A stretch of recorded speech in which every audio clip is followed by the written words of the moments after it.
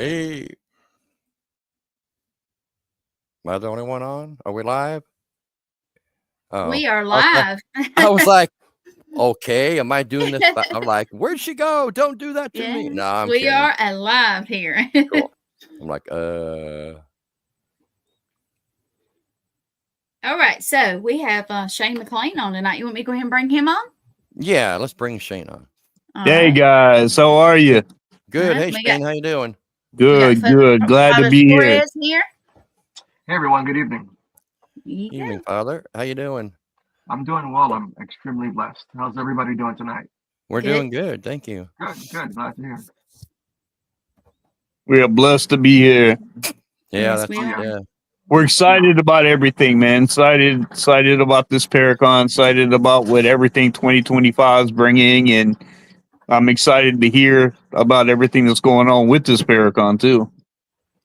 Well, we decided, I was telling Gwen, I think it was Gwen or Lee asked me, it's probably you, Gwen, about Probably. when in Tennessee, since I've been here, we moved here in 97, there's never been not one Paracon.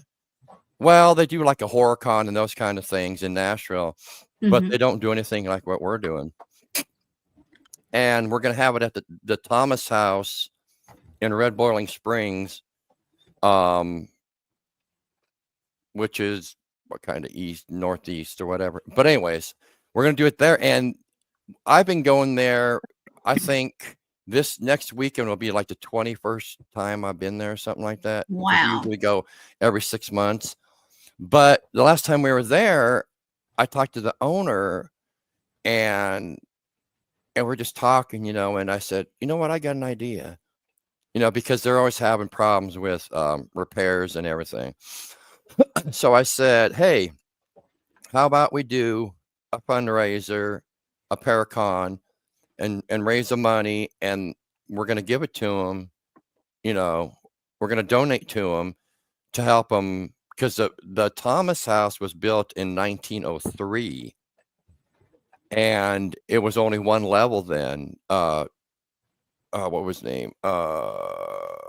Thomas Cloyd? No, what was his name? I can't remember. Anyways, but him and his brother built it in 1903, and the original reason they built it is because of the hot springs, because people would come from all over and to go to the hot springs for the healing properties. Mhm. So they've had like 3 fires. Hey, how's everybody doing? And they rebuilt it and everything. And then in the late 60s, mid 70s, it was like a wayward place for boys who, I guess a boys' home or whatever. Then in the mid 70s, a cult came in, a demonic cult, whatever you want to call them, came in and took over, and they were there about 3 or 4 years before. No, I don't know the background, like if they caused problems or anything, but I'm sure they did. But and then the town kicked them out. Then the current family bought it in, 82 or 83, and they've had it since then. But I think like in the 30s or 40s is when they added the second level to it. But yeah, it's been there ever since, and we've been going. We enjoy it, and I just said, hey, they're really sweet, nice people. Daryl and Cherry are really nice, and his brother David is a cook, and he cooks, and you'll see Shane. His cooking's incredible, country cooking. I love it. Oh, I love it. Yeah, but that's really that. So I said, hey, let's do this. And so we decided, me and my buddy Bruce, we're gonna, start working on it and everything, and we start getting the people and putting the word out. We got food trucks coming. We got a lot of great guests, including yourself, and and we're gonna have. I was originally gonna do speakers, but the time, because it's only gonna be one day. Next year we're doing 2 days. We're doing a Saturday and Sunday next April. I mean, 2026. But we're gonna do panels and everything. We got the food trucks. We got that Saturday night. We're having a ghost hunt And I've got from my friends Marty and Michael Perry. I don't know if you've ever heard of them. They're psychic mediums, and they live in Kentucky, and they're really, really good. They're going to have a mediumship group, and then we're going to do the ghost hunt and everything. But that's really about it, you know. It's going to be, you know, have a good time. I'm excited to hear, you know, people I've been following a long time that I've never met. You know, I'm going to get to meet them, which I think is pretty cool. That'd be great. Yeah. Oh yeah, that's always a beautiful thing. You get the connections with people on social media, and you get to see them up front, and you get to you know, take part in that space, and you know, just that communal environment, and you get to learn from one another, do all of these wonderful things. Right, exactly. You know, and I'm excited. You know, I was telling them earlier, I've been doing this since 1987, and you know, I love doing it. But there's also certain things. I know, Ken, you didn't get to hear, but I was telling Shane and Gwen that I was born in Tacoma, Washington. My dad was in the Air Force. We moved to California, then to Utah, then to Arizona. As the earliest I remember, I did 6 years of Catholic school. I was born and raised Roman Catholic. Yeah. I did 6 years of Catholic school, and then 25 plus years of going to the Catholic Church and everything. Yeah. So when I first got into this, you know, I was always into the cryptids like Bigfoot and the UFOs and everything before I started doing the ghost hunting. Right. But people were telling me, and with my upraising, I'm thinking, is this like the right thing to do? I mean, you know, it says this in the Bible and it says that in the Bible. Yeah. I mean, I'll admit I'm not the perfect. Hey, Chris, I'm not the perfect person. I'll be the first to admit that, but I try to be, you know, especially then, living by the Bible as much as I could and everything. I'm like, okay, now what is saying in the Bible about this or whatever, you know? And that was just my upraising. I'm not saying there's nothing wrong with that, but you know, that's how I was raised and everything. Right. So when I got into the paranormal thing, you know, everybody's like, you know, you're not supposed to do this and do that. And I said, yeah, well, I mean, come on, technically talking to the dead is necromancy. I mean, come on, it is, Yeah. you know, you're not supposed to talk to the dead. You're not supposed to do this. You're not supposed to do that and everything. But at the same time, I try to incorporate the religious part of it, you know, into what we do and everything. We always do a protection prayer. We always say the St. Michael prayer. We say it when we get there. We say it when we leave. I always ground and make sure everything's okay. You know, sometimes we do the smudge and the holy water and everything. And people say, well, that doesn't work. I'm like, okay, you know, whatever. And I think, and I may be wrong, that maybe that it's not, you know, if someone says, do you believe in God? I say no, because I don't have to believe, because I know there is. Does that make sense? Yeah. Yeah. You know, And I think a lot of what you're talking about, Mark, there's a lot of narratives that are taught in church and Bible school throughout history. And there's certainly room for interpretations. I think a lot of it also has to do with not understanding. Yes, it's true, we are commanded to not do certain things, but you know, intrinsically, life and death, they're intertwined together. Our faith, you know, in Christianity, Orthodoxy, Catholicism, it's intertwined with God, and it's supernatural in nature. Now, I right. know It many is. clergy who are clergy, right? Who are clergy as well, and they work in the paranormal field. You can approach this always in a scientific method, right? You can Right. have a faith, you can believe in whatever you want to believe, but you can approach this from a scientific method just to gather data and evidence. I think what ends up happening is we're all intrigued what happens with the afterlife. And even the church understands that there are mysteries, that God allows certain things to happen, and it doesn't necessarily mean that it is evil. However, yes, we are supposed to test the spirits. So I think a lot of it is on perspective. It's the narrative that we're taught, and it's a very strict upbringing, and I get it. And but I also think that there's a disconnect there as well, because most of the clergy that go to seminary school, like I did, their major focus is like philosophy. Well, you really can't Right. study philosophy. You can't be a philosopher and then also be Or trying hermeneutics. to no hermeneutics, right? So hermeneutics is important, but the you know, so the object of our faith is becoming theosis, like God, Right. And so there's a lot of things that are intertwined, but most of what they do is they take that philosophical concept, and you really can't mix philosophy with theology. Right. And I and being raised that way, it was a different time. You did Right, what right. your parents asked you to do. You went Yeah. to church. It was yes, sir. Yeah. No, yeah, yes, ma'am. And Mhm. it's sad. But anyways, and it was that, and you're brought up. It's called respect. Right. And okay, we're going to church. And sometimes it was like, oh, come on, it's Sunday, but we didn't True. argue with them Yeah. about going to church or anything. But see, I also wanted to learn all that too. Yeah. I Right. mean, me personally, and then when I got older and started doing the paranormal thing, then I tried to bring that in as much as I could, the prayers and the St. Michael prayer, that kind of thing, because that was my upbringing.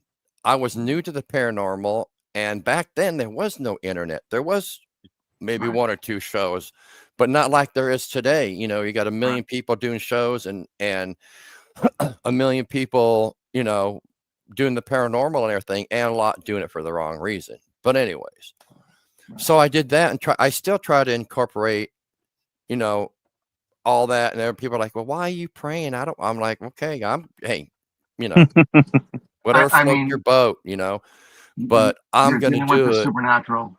Exactly. You're dealing with the supernatural, and you don't honestly. We don't know what you're communicating with, and it's better to be Right. sorry. Not everything popular It to is. contrary belief is going to be some sort of demonic attack or whatever.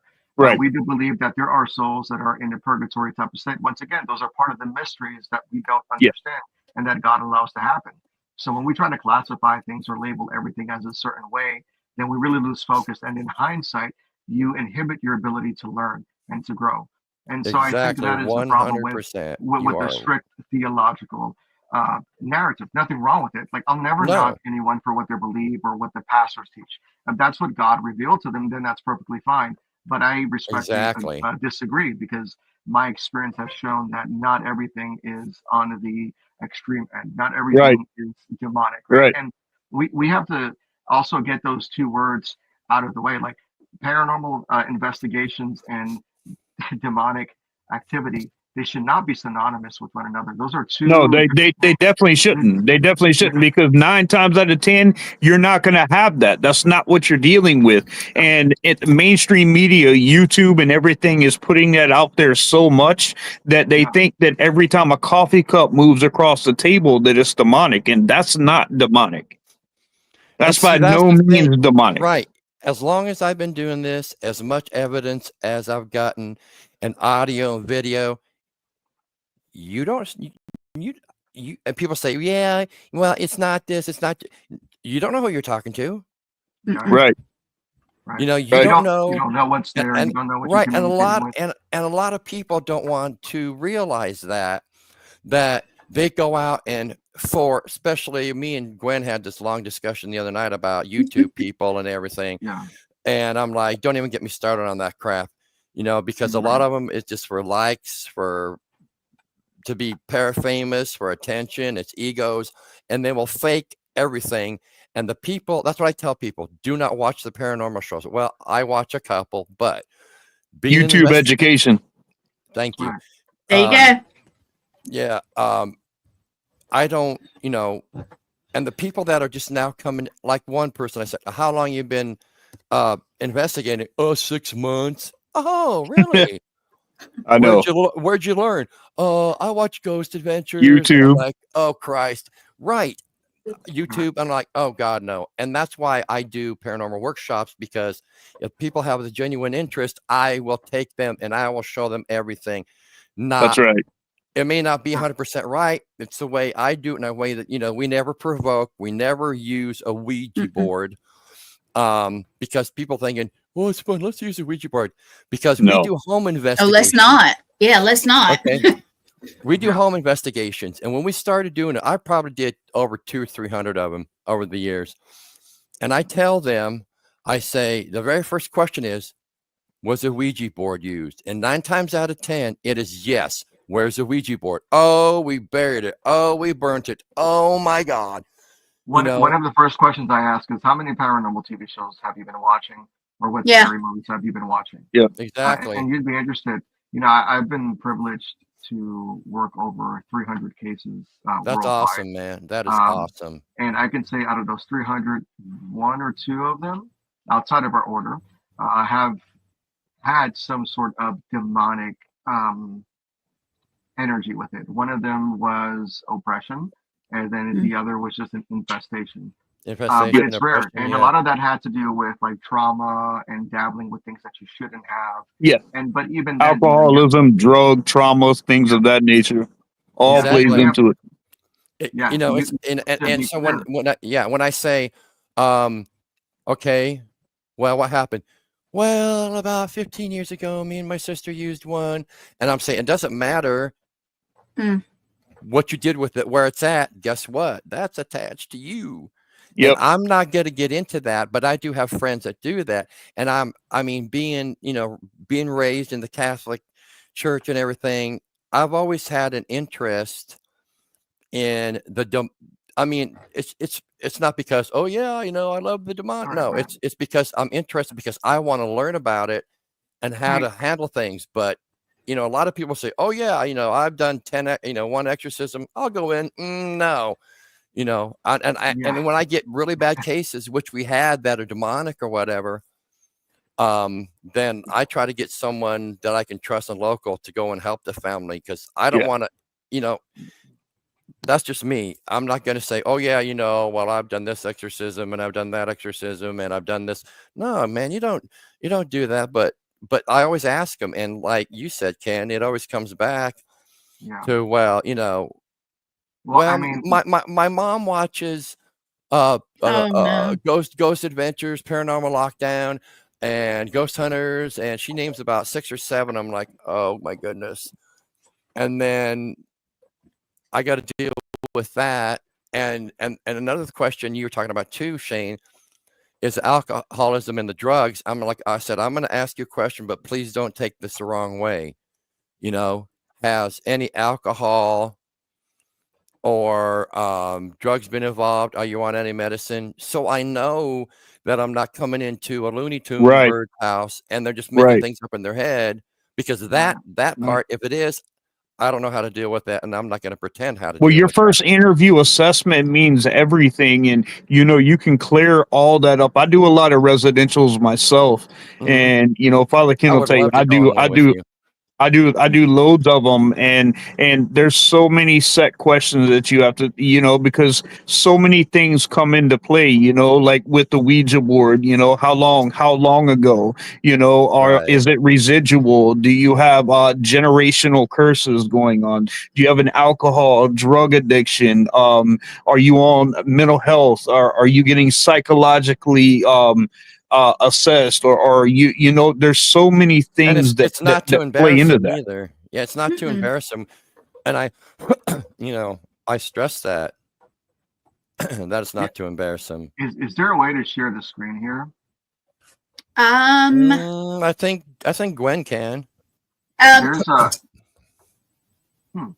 Can you see anything at the bottom? I may have to do it. You may have to send it to me.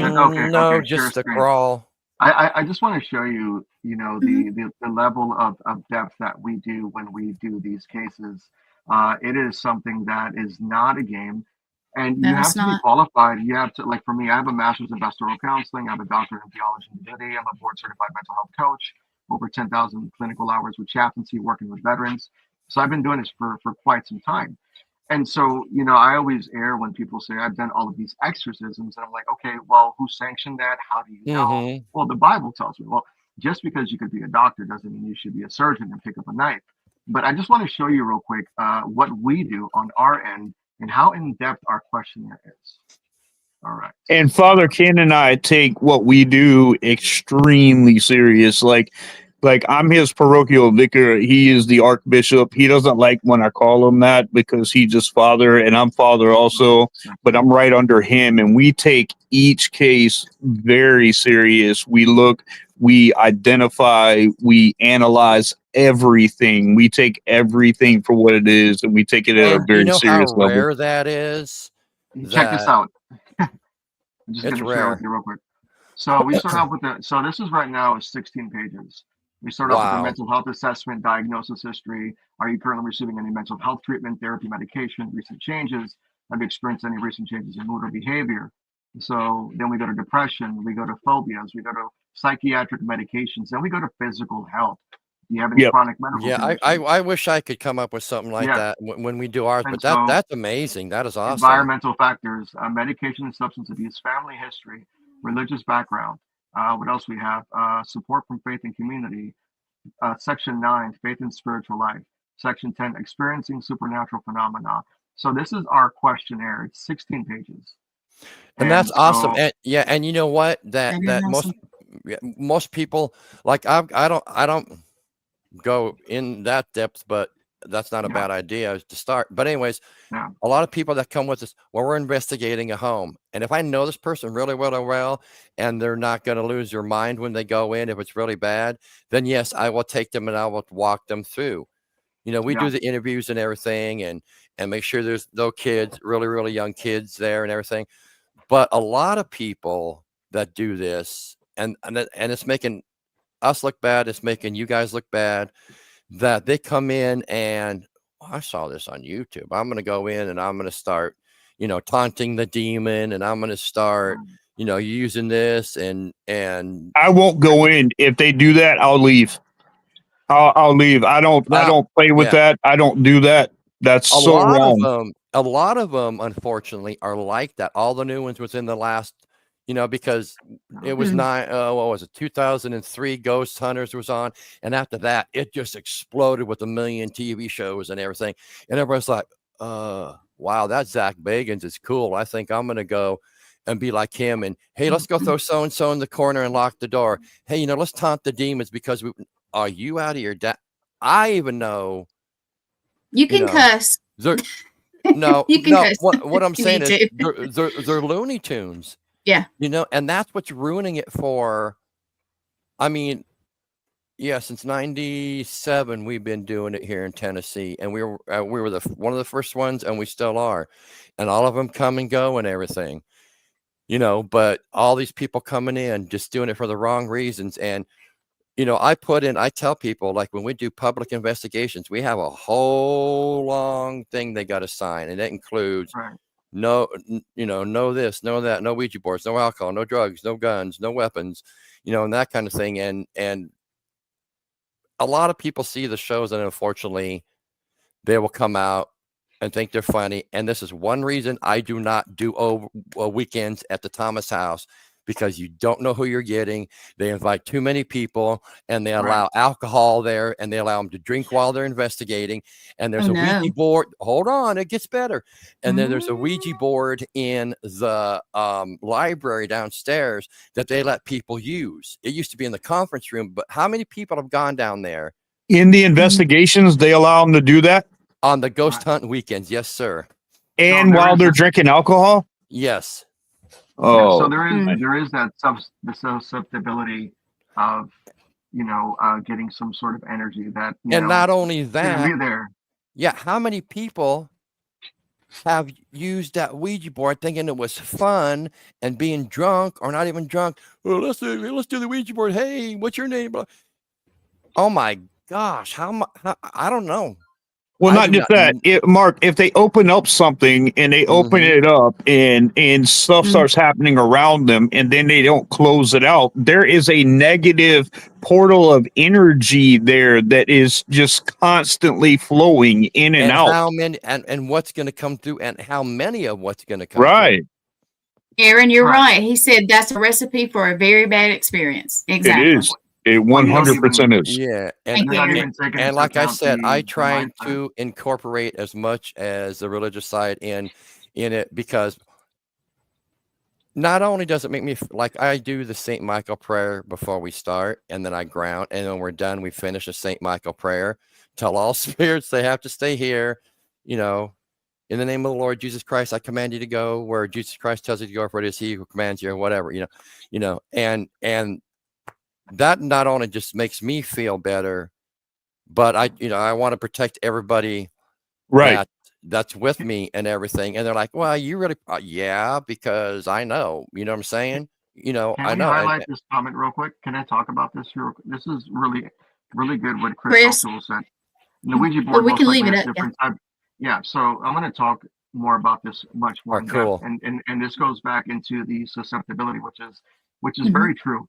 So what I often tell people is spirit communication is spirit communication, no matter what. The Yeah. difference for me, from my experience, is that with the Ouija board, it is a collective combined energy, right?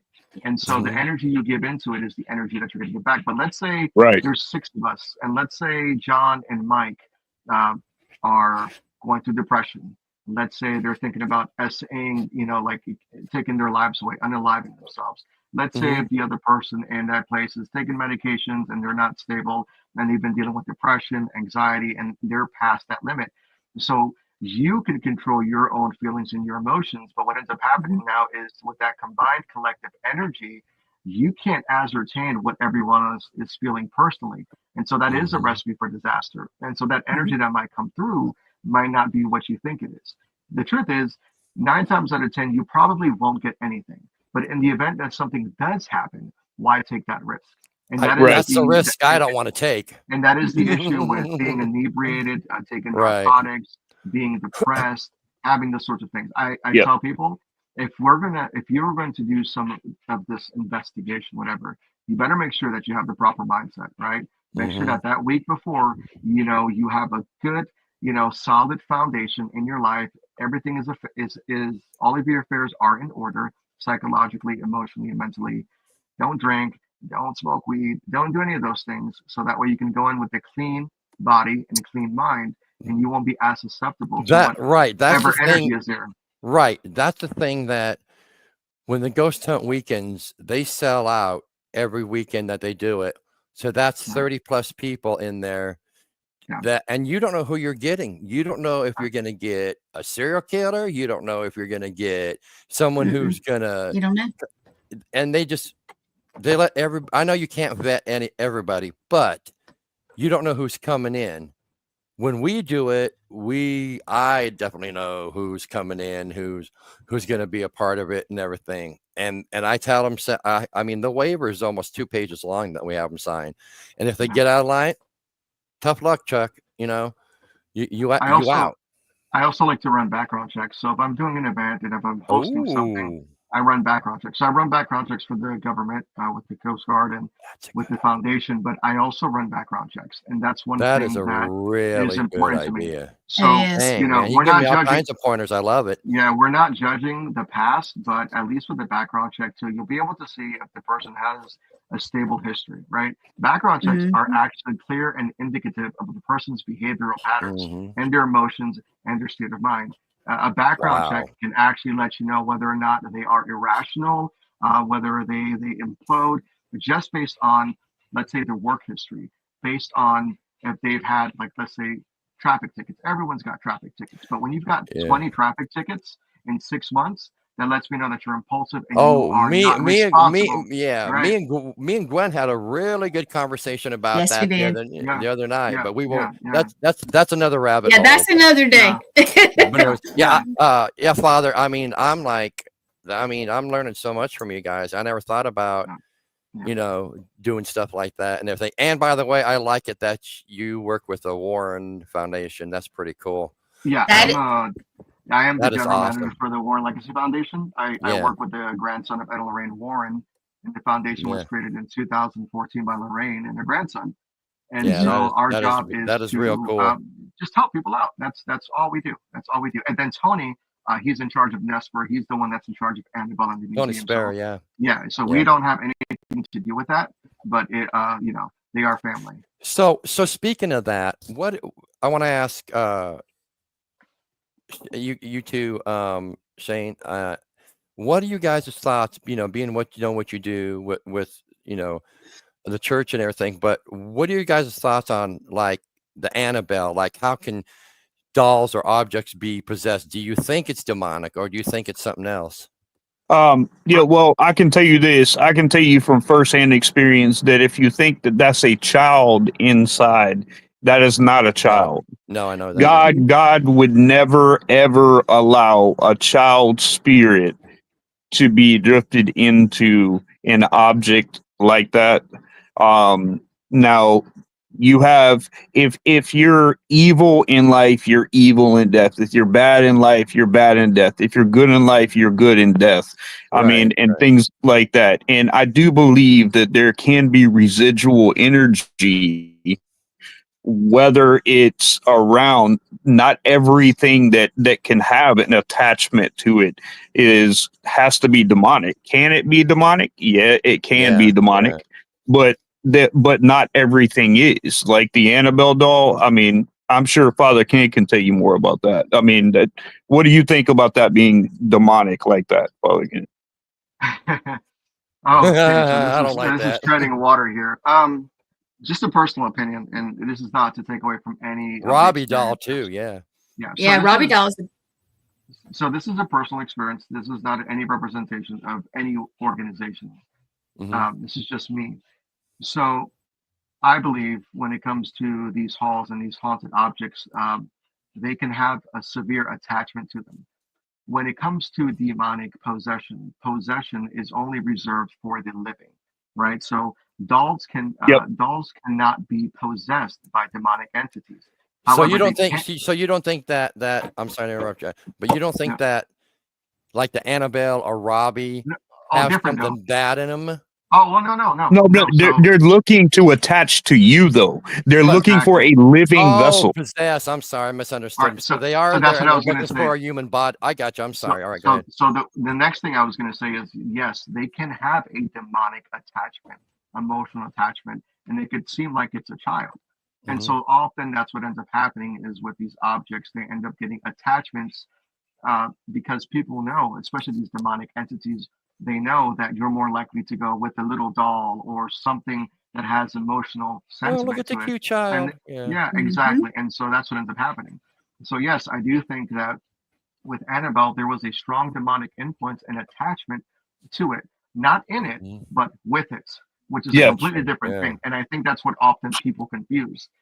It's dangerous, regardless. Nonetheless, It was the energy around it and what it was putting off, and the things that were happening around it. I do believe there is a demonic influence. There is a manifestation there, and the manifestation can cause like oppressive states and things of that nature. But a demon's goal is to go from the oppressive state like that to go right in possession. It wants a live vessel to get into. What makes you think? What's the reason you think that like with Annabelle or Robbie or what some of the other ones? What makes you think that? Why would they want to do that? To get to that person, or to get you comfortable. To get you comfortable.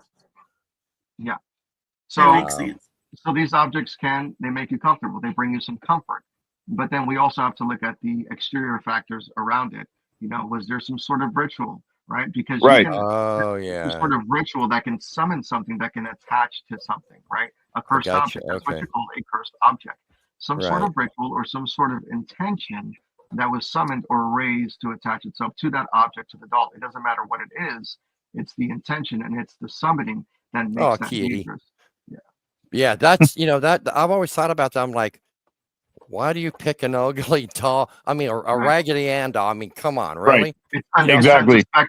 And why I'm wondering. I mean, I know we don't have a time, but I got like a million questions we can talk about later. But why would they say like you to make comfort and everything, like with the Robbie doll? And they said it's it's this guy who died that attached himself to this Robbie doll, and he's still there and everything. And you got to get.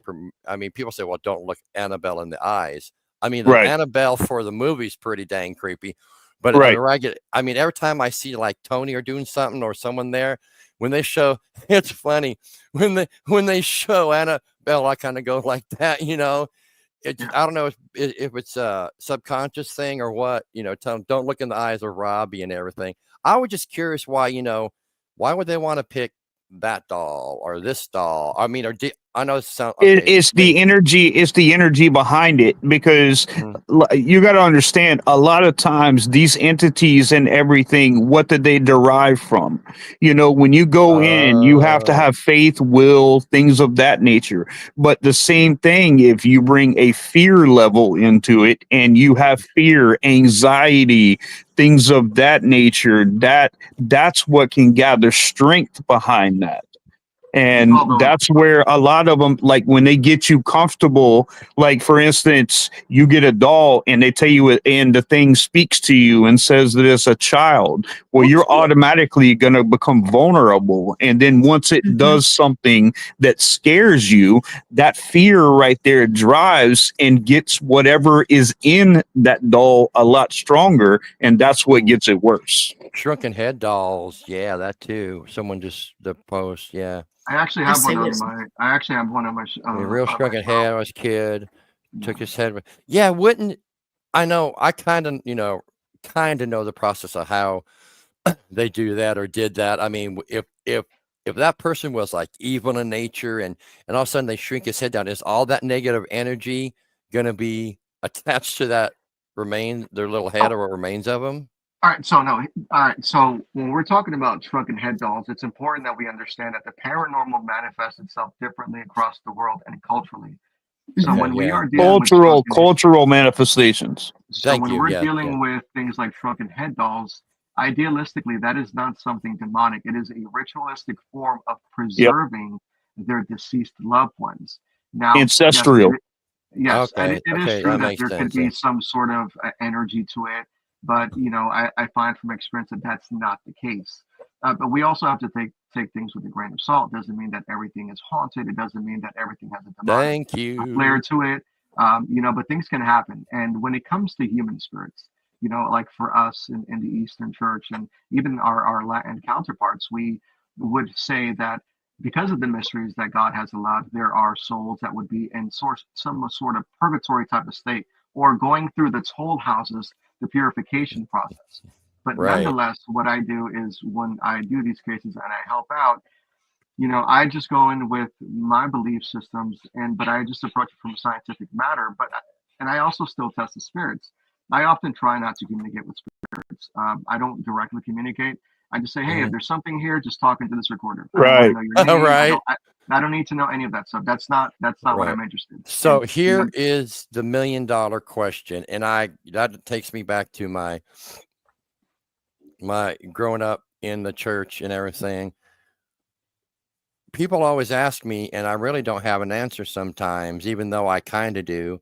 They ask, well, okay, so, you pass away, the heaven and hell thing or whatever. And then why do you think the spirits, let's say they're really religious, they attend church regularly, they read their Bible and they study and everything, and then they pass away. Why do you think that they stay here and not, go to heaven or whatever? Can I say something to that? Well, if you look in the book of Thessalonians in the Bible, it clearly says that the dead in Christ will rise first. They will not supersede the ones that came before them. So they will rise first. Where are they rising from? So, people automatically think that if you have a haunting, it's demonic, that you go straight to heaven. That's not the case. If you take someone that has a horrific motorcycle accident or a car accident or get murdered or something like that, they have unresolved trauma and business here that is still lingering, and they may not be able to move on. Right. So sometimes they don't know that Right. And passed they don't away. even know that they're dead. But when you're able to identify and you're able to see exactly what they're about, I just did a case that's going to be on a show coming on. Nice. And this guy died in 1973 in a horrific train crash.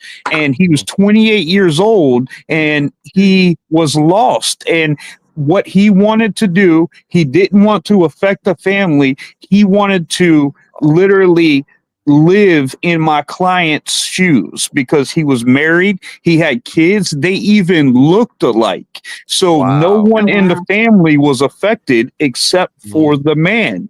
And you know, they don't know what's going on. But until you give them that option to cross over, that you're not here to judge them, that God is the judge, that there is peace on the other side, then they're able to move on from that point. But until then, you know, you're going to have lingering spirits that are around because they are not at peace with what they have gone through. You know, that's funny you would say that because when we go to the battlefield, Sons River Battlefield, I've been out there. I can't even tell you how many times. I always have a set of questions that I ask every single time. And a lot of skeptics say, well, you can't replicate this. I'm like, yeah, okay, whatever. But the same questions I ask every single time over 200 or 300 times that I've been out there, 99% of the time, I get the same answers, you know, every single time. And I said, you know, and then sometimes, you know, I ask questions like, how they react, like, you know, how did you die? And they're like, what do you mean, how did I die? I'm still here, you know. Well, obviously that would be cool if they said it like that, but you know, but you know what I mean. They answer in their own way. It's like, well, I didn't know. Well, just like dead. for us, the saints are alive in heaven and they intercede for us. Yeah, you know, right. They died in Christ. You know, and this is a question that is deeply rooted, like in theological history, but it's also one of those mysteries that we don't fully know the answer to. No, we don't.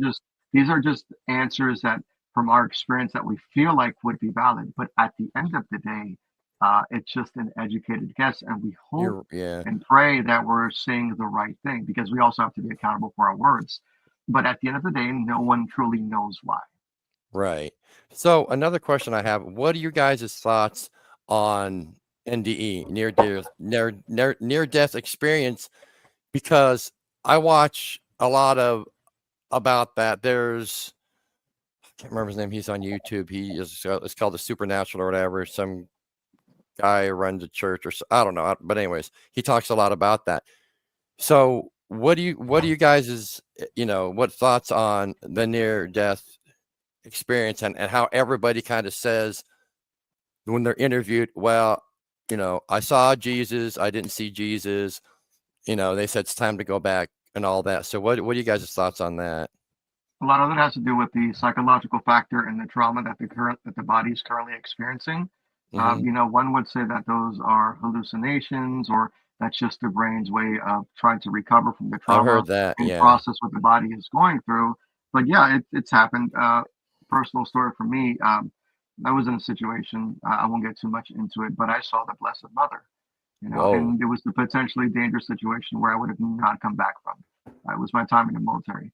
And I saw the Blessed Mother. How? I don't know. Was it my imagination? I don't know, but I felt comfort. So, you know, God allows these things to happen, allows us to experience these for things a reason, right? For a reason, or to experience comfort.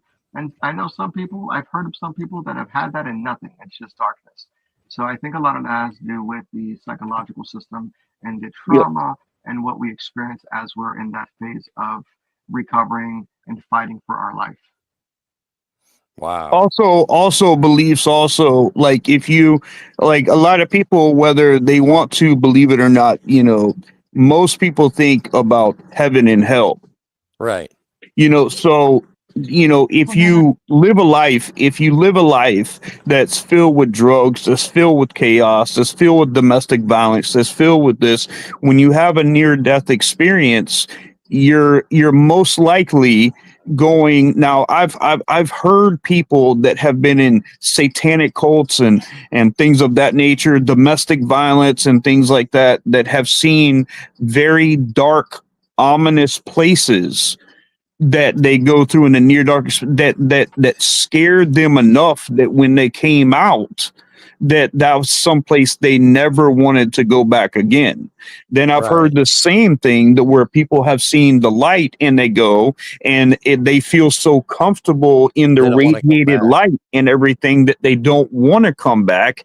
But No, when I they heard do that. come back, they had such a profound experience that they're able to give a firsthand account of what they deal with. So yes, I do believe very much it's real, and I do believe that there is a psychological matter to that, and it What has a lot to do with behavioristic Right. characteristics on how you're living your life too.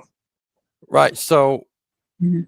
why would I mean I watched a lot of videos on it.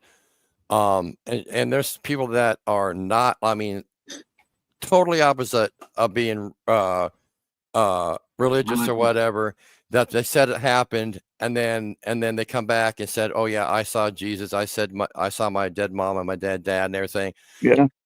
Why is everybody saying, do they think they're seeing Jesus or whatever, or are they actually seeing him, or you know what I mean?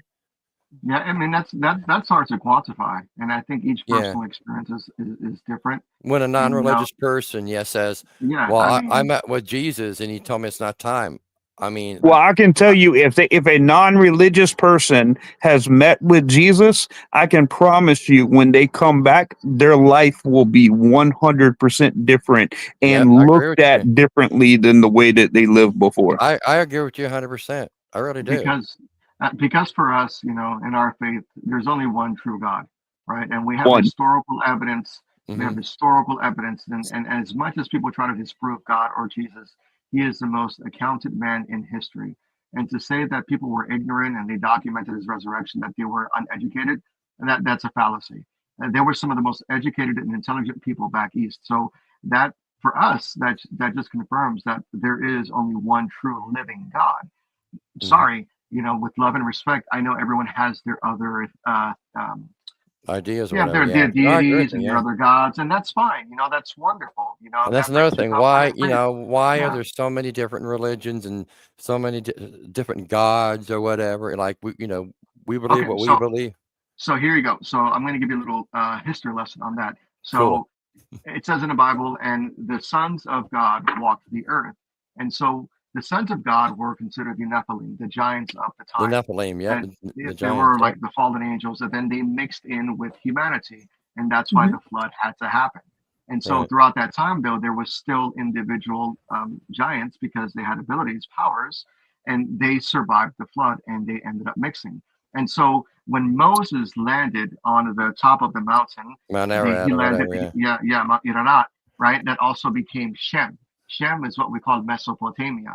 And throughout that time, Shem it was is also, Mesopotamia. Yeah, I and heard that Shem too. Yeah. and so I've Shem, heard that too, yeah. Mesopotamia, was also to believe there were still the giants of men. And as they migrated to different countries, these giants of men followed them and influenced different religions based on culture. So if Africa is the cradle of life, then that means there could have not been any other religion at all. But Nothing, that, right? right. But that. So that means that with the Nephilim, as culturally expanded throughout the world, they influenced them, right? And they enticed them and they taught them certain things. And so that's the idea of how all of these different beliefs began. So, Oh wow. yeah, This is better than the History Channel. right, Mhm. yeah. So, yeah, Yes, and much better. that's the wonderful thing about history. And as much as you try to refute that, I mean, what's to say, the proof is in the pudding. When Mesopotamia started, you know, the gods, the children of God, the Nephilim were still around. And as they migrated across the world and the different continents, they followed and they showed these people different ways of worshiping them because they wanted to be Mhm. worshipped because they were already considered fallen angels, right? Because it says in the Bible when half of heaven fell, it didn't say that they all went to hell. It did not say that. It doesn't. So many people would assume that these demonic entities fell to hell. Well, hell is subjective. You know, Right. hell They Well, fell that's is to true. earth. they fell to Yeah. earth. Well, so Earth can be hell and sometimes, but well, yeah, and then so the idea is that that especially Earth everything is that's going on Lucifer's now. dominion, right? Yeah. That's why we see when Jesus was suffering and he was fasting, Lucifer offered him the kingdom of Earth because In he the has desert, dominion in the on Earth. desert, In the when he I desert, remember. fasted Yeah, because I he was remember that. weakest. Yeah, I He was remember reading that. weakest. Yeah, right? I remember So reading that. Yeah, it's just about the history and tying everything together. that people You don't. guys, did you see Chris's comment? She had a question. I know it's long. I'm gonna pull it back up. I know it covers a lot. Right. You know what? And that could be. I was reading that earlier. It could very well be because when we are in a certain state, we are Oh God. inebriated. Yeah. The mind can do wonderful things, and Mhm. so can't Good old discredit astral that. projection. More than likely, it can. I've been in situations and I've encountered situations, and my experience has shown me that this is quite plausible and possible. Right. You know that and saying something about the astral projection too. I mean, growing up, I guess I was a little different because I started getting into the UFOs and the cryptids at a really early age, and at that time, oh God, that was like the early '80s. But everybody's different. Everybody's got their own thing, and I'm going to the library in school and the public library downtown, and I'm looking up ghosts, I'm looking up UFOs, I'm looking up cryptids. And at the same time, that's when I was heavily going to church. And I'm thinking, okay, but the Bible's saying this, but this book, I mean, I think it was more out of curiosity. You know what I mean? And this book is saying this, and it says, don't talk to the dead. It's necromancy. I mean, come on, and it's just kind of conflicting a little bit. But I love reading about not just the history. When we go to investigate a place that we've never investigated or is well known, you go by other teams that have been there. You can't get on the internet and look up because there's nothing on the internet. There's barely that much on the internet about the Thomas House, and you got to go experience, for yourself and everything. But I do the research. I dig in. I go down to the historical places or wherever. Yeah. Hey, what do you know about this place and everything? And it's sad what the paranormal is really turning into. It really is, because I'm remembering the good old days. The good old days. Yeah. But now it's It's not that long ago.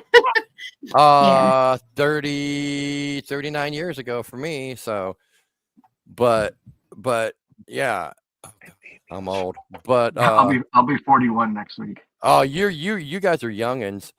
I'll be 48. I'll be 48 in July. You guys are young. Yeah. I just turned 60. I'm not telling you my age. Yeah, I'm not saying my age. 28, so right? I'm sorry. You're 28. 25. Yeah, there you go. You got it. But anyways, it was You like, got it.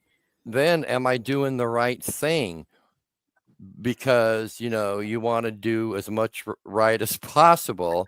I mean, there's only one man who's perfect anyway. So, but anyways, and it's just, what do I do? As long as you maintain your faith and you do it for the right reasons, then you are fine.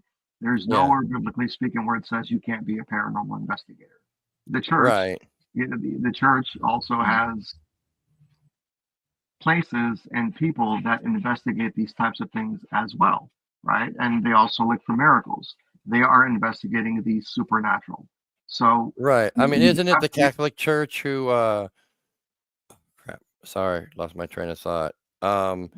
Saying, don't talk to the dead. I know, it's just, a lot of that has to do with the Old Testament, with the Torah. That's Old Testament law. That's Old Testament law. That was the old law, and because they were such a vile people and the sin life that they were doing, they were looking for other things to do other than to please God. Right? They were looking for more things to worship, and if they could see that and they could worship things like that. I mean, think about when the Ten Commandments were being wrote. I mean, literally, the Israelites thought he was taking longer than what he should, and they worshipped a golden calf. You know, so I mean, Yeah, that's I been remember going reading. on. Yeah. That's been going on forever. But if you think about the New Testament and and they talk about necromancy and things of that nature, but literally Jesus' disciples saw the configuration on the mountain with Jesus and Moses and Elijah. And the configuration was a supernatural thing. Like you saw a supernatural occurrence right there in front of you in the Bible. So we also have supernatural situations just like that. But Mhm. you know, obviously it was way different when stuff like that happened, and how those people responded back in those days and everything, like the walking on water or whatever, you know, whatever miracle it was or whatever. I mean, could you imagine if that was something like that was to happen today? Oh, he's using AI or something like that, you Right, know. Yeah, And right. it's somebody sad. would It say that. really is, you know, Right. that it's turned to that, you know, and then people blame uh the dark ages for us not progressing in technology and everything, you know, and all the whatever it's called. I can't remember what it was called. You know, the however many years it was, people are blaming that for us not, you know, being like 100 or 1,000 years further along in technology. But I don't know. Yeah. Aaron, that's Uh, a really good question. And I don't have the answer to that because that's not something that I'm well versed in. The yeah, paranormal experiences. I mean, it can happen, and there's a lot of possibilities. So I wouldn't know how to answer that question from yeah. my point of view. I'm, you know, constantly thinking everything about, you know, I'll flip on, you know, um, Ancient Aliens or whatever, and they talk about Ezekiel's wheel, and they show paintings. Oh, this was taken in Jesus. Oh, look at the UFOs behind, you know, when so and so is, when Jesus is walking or whatever, or whoever may be walking, and there's supposed pictures and the paintings of the UFOs, and talking about Ezekiel's wheel, and it was a spaceship and all that. And I'm like, you know, because the way I was brought up, what do you believe? You know, did that really happen, or they're just imagining, you know, there was UFOs back in the time in those days or not? I don't know. It Right. just, You know, I'm and constantly thinking, man. here's the point. You know, a lot of people will try to discredit our faith. They'll try to discredit Christianity and say that Christianity is a newer religion. All of the others were around before that. That's not true. Because if God created the earth and he created Adam and Eve, then God creating Adam worshiped God, right? Hmm. So the worshiping of God, the creator of the heaven and earth, is one of the oldest forms of worship. And then thousands of years later, 2600 BCE, you know, the Egyptians, ancient Mesopotamia, they had their other religions. And of course, Christianity is fairly new, but the worship of our God, the God that we believe in, has been around since he created Adam and Eve. So that is the earliest form of worship to God. And Right, so The people will right, God try to of get away and Jacob. say, yeah, people will say, right. well, Christianity is fairly new. Great. Yeah, I get it. Christianity, because the prophecy had to be fulfilled. But there was worship to God. Adam and Eve Right. worshiped God. So Mhm. that is the oldest form of, you know, worshiping to God. We can't really call it Mhm. Christianity, but the God that we know, the Son, the Jesus, right? Jesus, the Son of God. So it all interplays. Was it Exactly. And if you think about it, John 14:6 says, I am the way, the truth, Truth and the and life. the life? No Yeah. one comes to the Father but through But me. me. He also said that I am my Father are one. If you see me, you see my Father. Wow, I can't believe I remembered that. Right. Hmm. That's what Catholic school did for you. Yeah, you I got it. guess Right. Right. impressed me on something. You know, so was it the Christianity? Was it the Romans that did that, or before the time of the Romans? So when it comes to Christianity, oh my gosh, I can't even remember the emperor. Um, it's been a while. So yeah, Yeah. so Christianity wasn't established as an official religion until like maybe several hundred years later after the death of Christ. But Okay. I 34 mean, AD. yeah, 34 Wow. AD. So you know, it's interesting Antioch. yeah, it's interesting to see that. But Wow. I mean, the worship of God has always been around. That's Hmm. interesting. Yeah. But you know, like I said, most people I talk to about the paranormal and everything, I never had any of my family, especially my sisters, because they grew up doing the same thing, or any of my family saying, Yeah. you shouldn't be doing that. It's you don't talk to the dead, and you don't do this, and you don't, and I have never touched a Ouija board. My sister, I think, still has the original one from like the 60s when it wasn't the plastic one or whatever. It was like one of the original wooden ones, one. the wooden one. And she's done that. I never messed with one. I never messed with one, and I will never mess with one. And I will tell people, don't do it. And that goes back to the Thomas house. How many people have actually touched the Ouija board with ill intent? And who knows what's open there? And I don't know if it's because of doing the St. Michael prayer, but I've always felt comfortable there. I've never felt anything evil or demonic or whatever. I've always felt, but now there are places, and it's weird because I've had people call me a ghost magnet where I'm like totally oblivious. But my sister, my second older sister, my younger sister, all are like intuitive. They're like, and I've had people tell me, well, you could do it too. Maybe it's because I don't want, and I've seen a lot of apparitions. Maybe you don't want to do it. You don't want to see apparitions. You don't want to talk with them. And in reality, I kind of do, but maybe I'm suppressing it, with that kind of a ability or whatever. But it's interesting, the things I see and everything, and the things I hear. And then I'm always questioning, well, why is this happening? Why is that happening? And, not all the time, but yes, I go back to the Bible and think, okay, what did that say about that? Right. But that's just something out of, That's interesting. My comment showed up like 4 times. I thought you didn't want to. I saw that. I was like, what did he do? So weird. Well, you guys. Come on, Father Ken. Come on. Yeah. I'm sorry, Gwen. No, you're fine. I'm just telling you guys, we can go on longer. It's absolutely fine. But I do want to do one thing. We're trying to promote the Paracon that's coming up. Oh yeah. Well, so see, just I still got a million questions for him. I know. Indulge me for 1 minute. I'm gonna put this little thing up here, and then I'm gonna let you guys get back to it. But here you go. That was the original one. Is that the original one? Yeah, when we were looking for food trucks and vendors and everything. The last two I sent you are. Okay. Well, I unfortunately am going to have to get off because it's 7 p.m. over here, and I have dinner. And I thought you had to. Yeah, I appreciate giving me the time and space. Well, anytime you want to come Father on. Ken, it was so nice to meet you, and thank you so much for joining us. Thank you so much. I hope thank you. Talk with you again really soon. Thank you, brother. You will. Just message me. Have a good one. All right, thank you. You too. Have a good night. Be blessed. All right, I'm gonna show these real quick, and then you guys can talk about whatever. But here we go.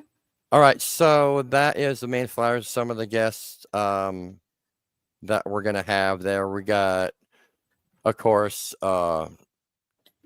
Shane, and then I've got the third one is Marty and Michael Perry, my psychic medium friends who live in Kentucky.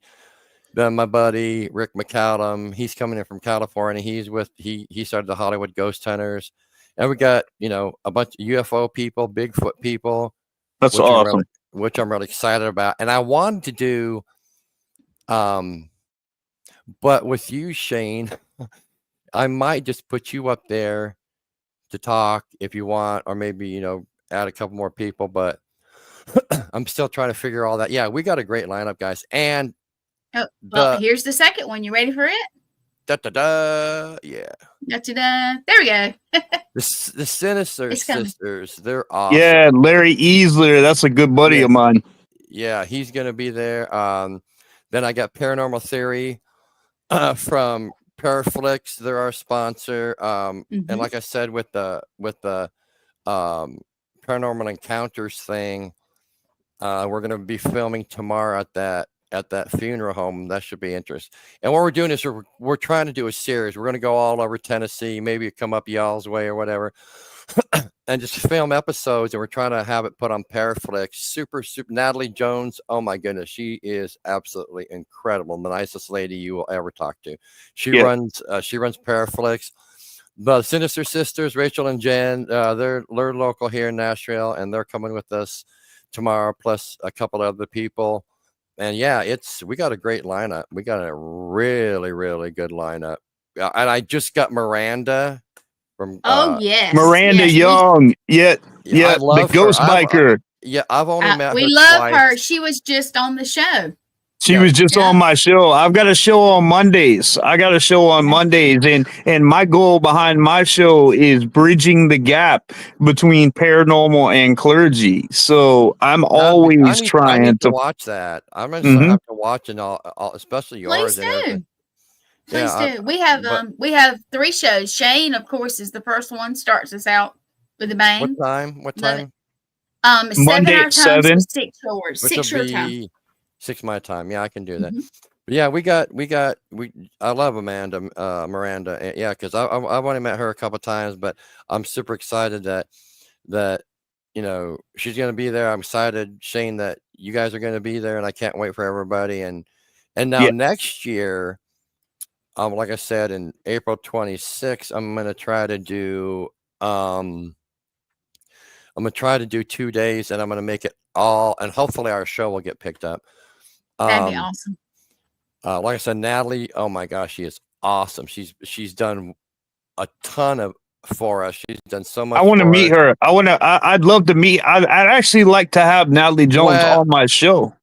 I bet you I could get her. I mean, because I didn't, by the time when I started this and everything, I didn't have time to really. And then someone else told me about the Paranormal Theory, Ryan and them, and then I got them. But yeah, next year, you guys are gonna love this. Next April, I'm pretty sure we're gonna get Natalie and Patty Negri next year, which I'm super excited about. Good. And of course, I'm gonna invite a bunch of people back this, from May, and I'm gonna kind of try to make it a Paracon. So okay, so Paraflix, if you guys haven't watched it, why? Oh, I have. Yeah. I'm definitely love Paraflix. You need to get it.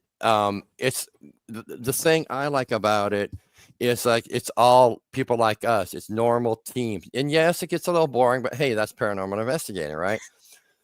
Yeah. But yeah, it's people like us, and it's real shows. My favorite all-time show on there is The Haunted Files.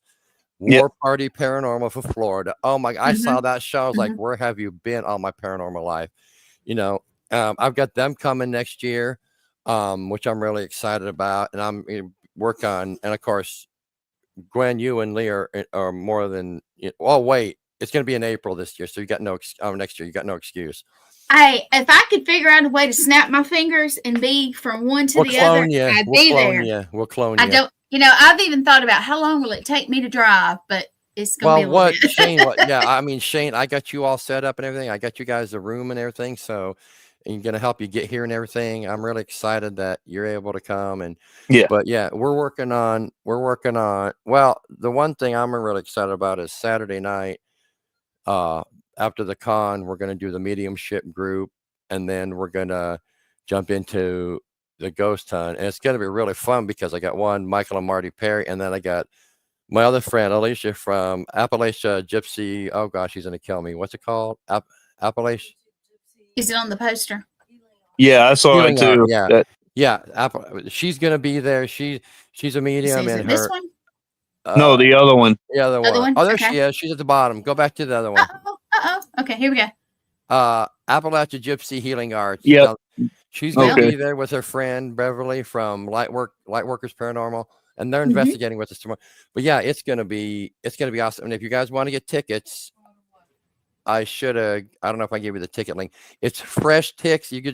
You're going to have to just look up it's FRESHTIX and look up Shadows. We're going to put it out there with the link and everything on all our stuff and yours too. Right. Of course, all ours. Right. And until end of February, the tickets are half price, and it's not doing bad. So far I got 7. I guess that's better than none. Yeah, you But guys jump on these. They're half price right now. I mean, guys, you're not going to Yeah. want to miss this. This lineup is going to be insane. This is going to be a great show for a great cause, and we'd really love all the support we can get with this. Yeah, Yeah, I please buy your appreciate that, tickets. yeah. Come out. It's going to be great. I wish I could Yeah. make it. I had just had that prior engagement that. Well, the thing is, Yeah. when we were at the Thomas house, we talked about this. Was it last November we went? Mhm. I think we went last November, and we were talking to Cherry, and I said, because they just had to redo their whole floor. They redid the entire dining room, and every time we've gone, we've talked about it and everything, and there was a church across the street that had been there since before the Thomas house was built, and it caved in, and they had to knock it down. I was so sad. I mean, just this little dinky Baptist church that's been there before the Thomas house, and then they had to, they took the pool out and everything, and I'm like, oh man, it's sad seeing all that go, but you got to do what you got to do. And so I was, telling them about, I said, hey, why don't we do a fundraiser? I mean, because they're incredible people. That they're super sweet. But they fixed the floor. It cost them $20,000 to fix the floor. Ooh. I think what in the entrance, or was it the dining room? I don't remember. In the entryway, yeah, just for this little 6-foot section, it was $20,000, and they totally redid the dining room, got new chairs and everything. So yeah, I mean, they're super, super nice, super sweet people, and we've been going there since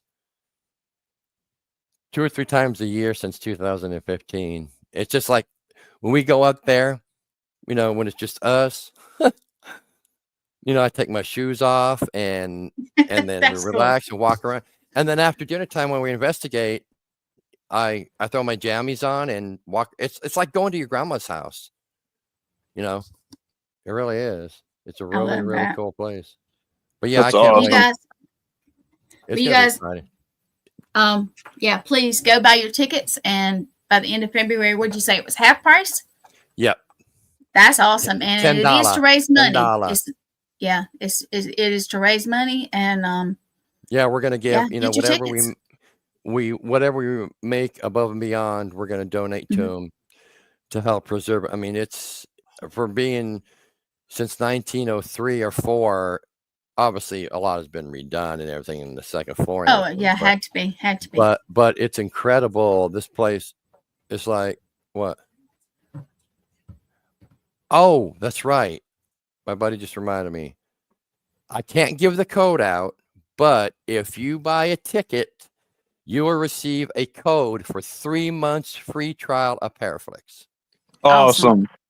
That right there is worth more than the ticket. I mean, really, honestly. Yeah, I mean, Paraflix is like, it's incredible. It is. I like it. But anyways, yeah. But yeah. Well, Mark, I'll tell you, this is one thing, out there, one thing I like to actually do is, when I speak up there, I like to speak on, demonology and the paranormal and of course bridging. And one thing that I love to talk to teams and stuff about is proper grounding, proper cleansings, proper clearings, things of that nature, and protection on how to protect yourself in these investigations, whether they're good or bad. You still need to be protected in both. And that's one thing that I can cover through this, and I will cover this. Like I said, I've always used the St. Michael prayer and the ground. Now, I don't know. I'm just reading from what I learned, about grounding and everything, and I always do. But the St. Michael prayer, it actually, it makes me feel better, knowing my background and growing up and everything. It makes me feel, okay, at least someone's listening or whatever, right? But that one you showed me, I read it. I was like, whoa. I told you it's powerful. And I'll tell you what, before you go into a place, honestly, before I go into a place, I do a very theological clearing and cleansing when I go in. Mine's very biblical. But I use frankincense, and frankincense. Yeah, I was told that too. Yeah. Frankincense was in the Old Testament, in the old synagogue, in the altar of incense. And when God would hover over it, the altar of incense would go up, and the fragrance, the Bible says, was pleasing to God. So frankincense is a neutralizer of any and all negative energies in or around the place.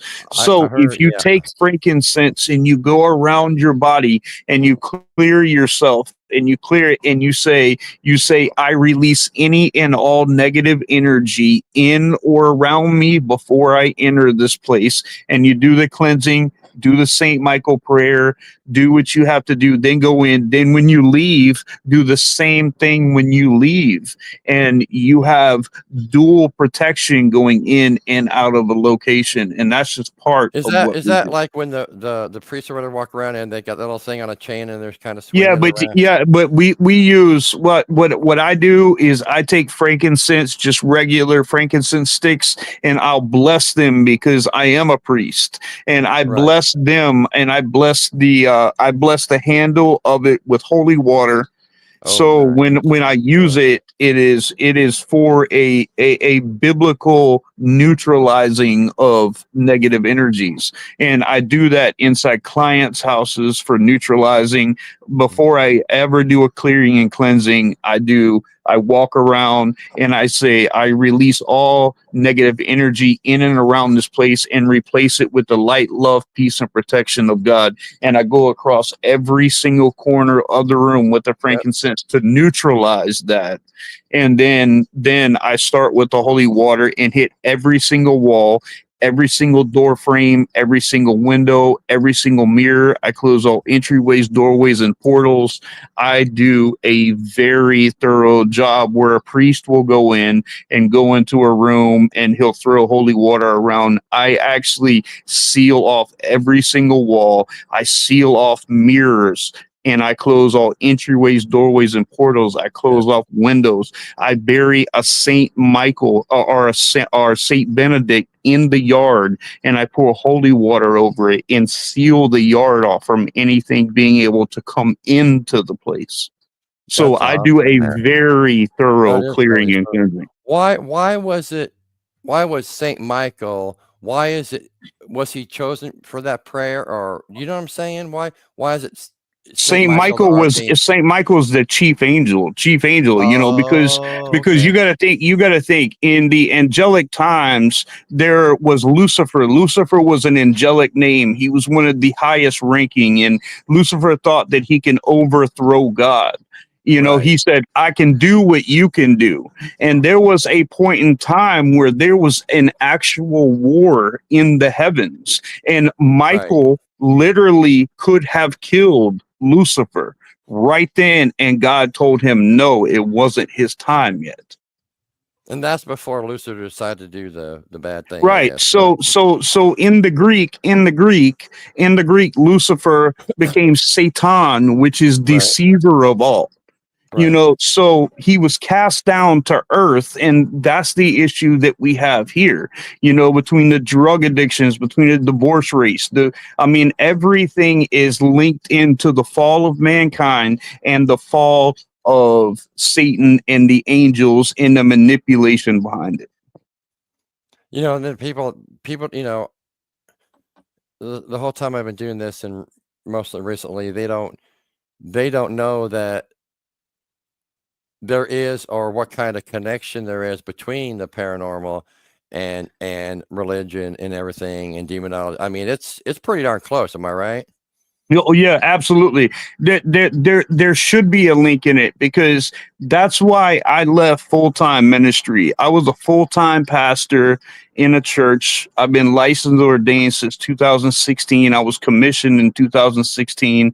I was a full-time pastor in a Baptist church, and I would preach on spiritual warfare, but nothing was getting done on spiritual warfare. Dang, man. And I knew in Bible college, I knew that I was called to spiritual warfare ministry.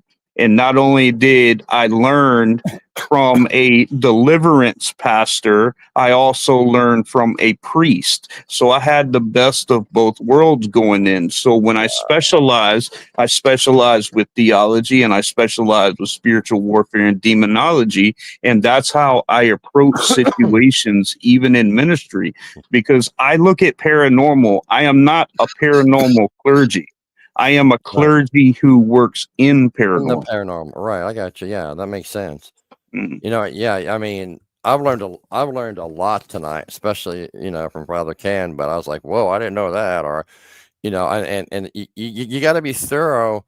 When you do. I mean, not just home investigations, but I mean, I've done a lot. I don't remember how many, but Yeah.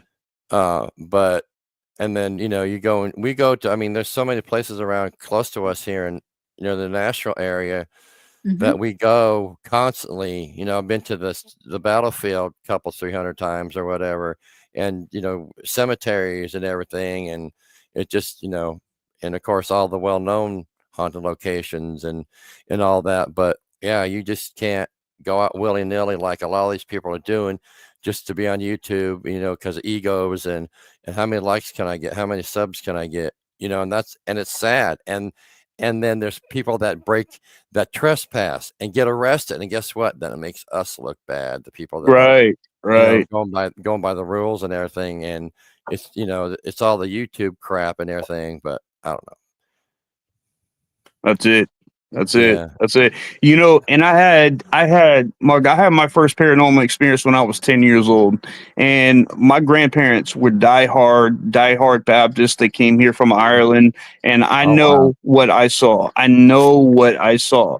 My grandfather had passed away. I was in front of a mirror that he had made at 10 years old, and I was adjusting my tie for church. And I looked up in the mirror, and my grandfather was standing behind me with his Pretty hand on my cool. shoulder.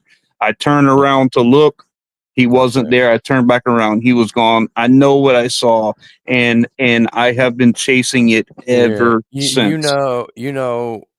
It's sad that, especially now, because things are so fake, that if you were to say that now to somebody, they'd be, yeah. I mean, Right. people that aren't around it like us or whatever, they'd be like, yeah, right. But I believe all that. Yeah. I've never had any, huge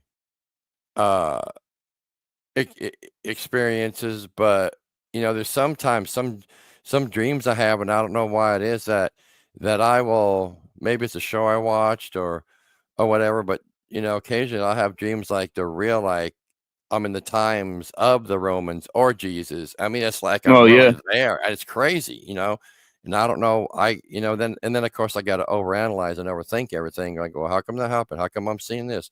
How come I'm seeing that? I believe that there's a plan for everybody, Mhm. and everything, and we got free will, and a lot of people screw that up. But just like with the paranormal, it's just, I don't know, it's just weird that I guess things happen Right. for whatever reason, that for everything, for a reason. Like it just all of a sudden, oh yeah, I want to do, and then I want to do a fundraiser for this, and then I'm all of a sudden, and Gwen, I didn't realize, because Lee told me about you. I'm like, Gwen, and then I looked at it, and we had been friends. I'm like, when did I add you? I don't remember that, because that's been a long time and everything. It's You just probably weird. saw me on one of the shows or something, or with Lee. Yeah. No. Oh, it's probably No? through Lee. I mean, I don't know Maybe. how long, but you guys are typing and everything, and Lee told me about it, and then you pop up. I'm like, what? And then I clicked on your name. I'm like, whoa. Mhm.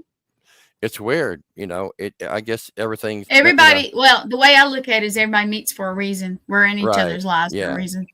And That's it. I tell Shane that all the time. I was blessed when he showed up. I want to do a show, and I'm like, yes, let's do it, because it felt so right. It just felt right. So, you guys, I hate to tell you this, but it's an hour and 25 I know, we gotta in. go. Right. We're gonna have That's to get off awesome. here soon. So, Well, really, really quick. Yes, it's Saturday, but May you guys, 3rd in Red yes, go Boiling ahead. Springs, Tennessee. Yes. It's from 9 a.m. to 6 p.m. we're sold out. I mean, except for admission to get in, which is $10 right now till the end of February. Then I might even just keep it running. You know, we'll see how many tickets we sell. Great lineup. It's going to be awesome. Awesome. Awesome. Shane, it was awesome meeting you. We're definitely Yes, sir. Awesome. Because now I've got like a zillion questions for you about the religion and other paranormal. I mean, if we would have had 3 or 4 hours, we could have. And then 100%. You know, Yeah. 100%. I mean, some of the Wait things till you get together in person. It's going to be awesome. Oh God, Lord help us. But yeah, me and Gwen talked about a lot. There's a lot of things that we were talking about. You know, she goes, "Do you think the moon is fake?" I'm like, "Whoa, where'd this come from?" That's a whole nother I knew rabbit he was hole. thinking about it. That's another conversation. That's you something guys I want to do. Yeah. Yeah, we're going to start doing this regular. Probably on Friday nights. I want to do conspiracy Yeah, stuff. we're going to do all of it. UFO. I want to do Bigfoot. I want to do secret government. All of that stuff. And I'm going to start watching your show too, Shane. Yes, please. Awesome. This Monday, man, I've got a duel. I've got a mother and daughter. I've got Brittany Beckett and Michelle Roos. Yeah, I saw that. I can't wait. That's going to be cool.